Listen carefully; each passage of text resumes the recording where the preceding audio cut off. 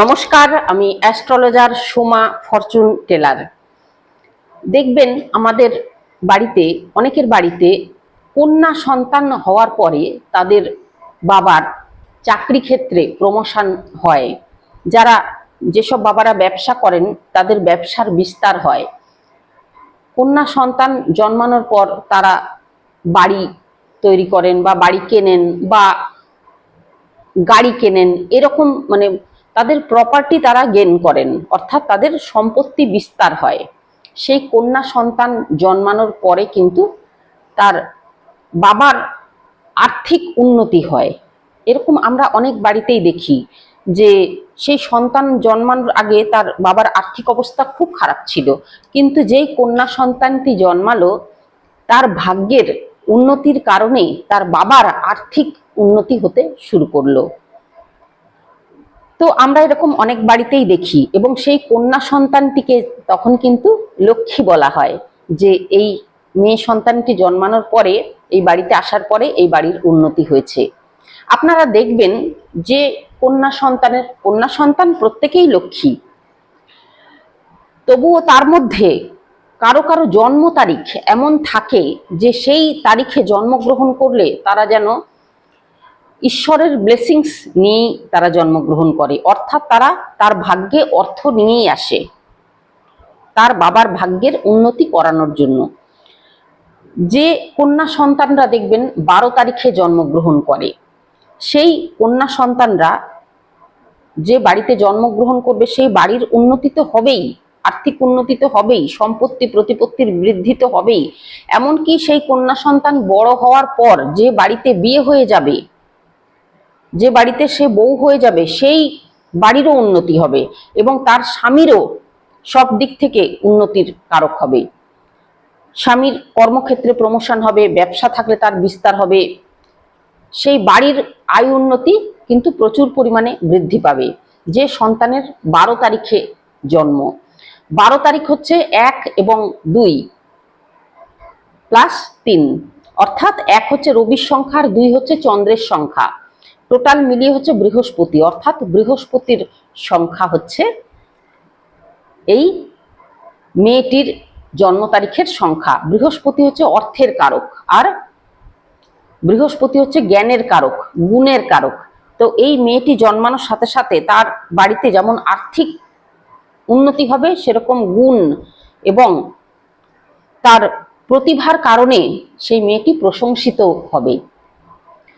যাদের জন্ম তারিখ 14 তারিখ, এই কন্যা সন্তানগুলিও কিন্তু কোনো বাড়িতে জন্মগ্রহণ করলে, মানে এই তারিখে কোনো কন্যা সন্তান কোনো বাড়িতে জন্মগ্রহণ করলে সেই বাড়িরও উন্নতি হয় 14 তারিখে যে কন্যা সন্তানরা জন্মগ্রহণ করেন। তবে কি, যেহেতু 14 তারিখে 1 হচ্ছে রবির সংখ্যা আর 4 হচ্ছে রাহুর সংখ্যা, আর্থিক উন্নতি হয় এই কন্যা সন্তানরা যে বাড়িতে জন্মগ্রহণ করে। কিন্তু যেহেতু রবি আর রাহুর গ্রহণ যোগ হয়ে যাচ্ছে, টোটাল সংখ্যা 5 আসছে, তো এরা খুব ট্যালেন্টেড হয়, এরা খুব ভীষণ সব জায়গায় নিজেকে মানিয়ে নিতে পারে। এই কন্যা সন্তানরা একটু বড় হওয়ার পরে ব্যবসায় বিস্তার হয়, তার স্বামীর যে বাড়িতে যাবে বিয়ে হয়ে, সেই বাড়ির স্বামীর মানে তার স্বামীর ব্যবসায় বিস্তার হবে। যদি তার স্বামী ব্যবসায়ী হয়, তার বাবা যদি ব্যবসায়ী হয়, তার জন্মের সাথে সাথে সেই কন্যা সন্তানটি জন্মানোর সাথে সাথে তার বাবার বিস্তার হবে, ব্যবসার বিস্তার হবে। কিন্তু যেহেতু গ্রহণযোগ সৃষ্টি হচ্ছে, সেহেতু সেই মেয়েটির মন মানসিকতায় কিন্তু একটা নেগেটিভ ভাব থাকবে। নেগেটিভ ভাব মানে অকারণে হতাশ হওয়া, অকারণে একটা মন খারাপ করা।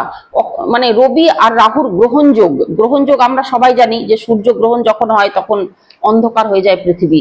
তো সেই রকমই গ্রহণযোগের কারণে সেই মেয়েটির মন মানসিকতা একটু নেগেটিভ হবে, একটু দুঃখ কষ্ট পেলেই তখন নানান রকম নেগেটিভ চিন্তা মাথার মধ্যে আসবে।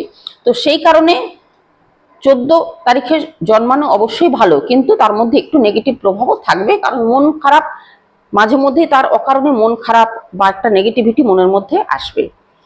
15 তারিখে যারা জন্মগ্রহণ করে সেই সব মেয়েগুলিও কিন্তু খুব লক্ষ্মী হয়। 1 হচ্ছে রবির সংখ্যা, 5 হচ্ছে বুধের সংখ্যা, টোটাল আসছে 6, অর্থাৎ শুক্রের সংখ্যা, অর্থাৎ লক্ষ্মীশ্রী, অর্থাৎ অর্থ। এই 15 তারিখে জন্মানো কন্যা সন্তানগুলির জন্মানোর পরেও কিন্তু তার বাবার উন্নতি হয় সব দিক থেকে, এবং তার বিয়ের পর তার স্বামীরও উন্নতি হয় সব দিক থেকে। আরেকটি তারিখ হচ্ছে 19 তারিখ, যেটি হচ্ছে 1 এবং 9 টোটাল যোগ করলে 10, অর্থাৎ এক সংখ্যা আসছে।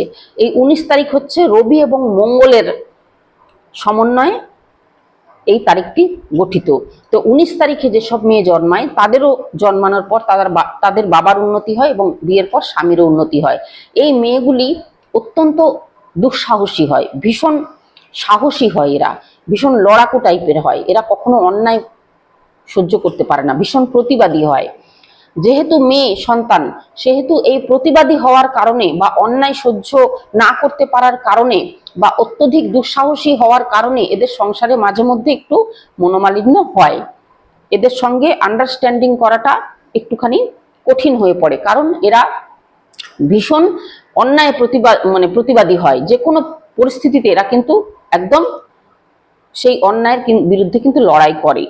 তো অত্যধিক সাহস এবং অত্যধিক প্রতিবাদী হওয়ার কারণে এদের সংসারে মাঝে মধ্যে একটুখানি অশান্তির কারণ হয়ে দাঁড়ায়, এদের এই মেজাজের কারণে। না হলে 19 তারিখে জন্মানোর যে কন্যা সন্তানরা আছে তাদের জন্মানোর পরও কিন্তু তাদের বাবা এবং তাদের বিয়ের পর তাদের স্বামীর কর্মের বিস্তার হয়, আর্থিক উন্নতি হয় এবং তার বাড়িতে একটা একটা কি বলবো, একটা শ্রী বৃদ্ধি সৃষ্টি হয়, মানে আর্থিক উন্নতি হয়, মা লক্ষ্মী বিরাজ করে এই তারিখে জন্মানো কন্যা সন্তানরা যেখানেই থাকে।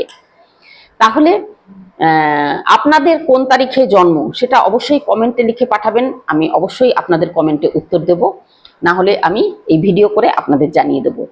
নমস্কার, সবাই ভালো থাকবেন।